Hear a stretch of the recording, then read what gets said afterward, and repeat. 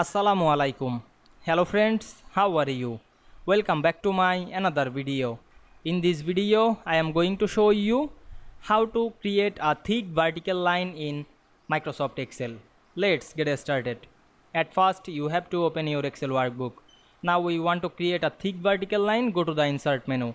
Select the Shape drop down menu and choose the line shape. You want to draw the line vertically. Press and hold the shift and draw the line vertically. Then select the line shape. Go to the shape format menu.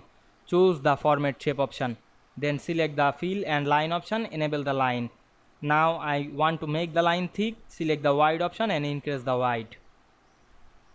You can change the color. Select the color drop down menu and change the color.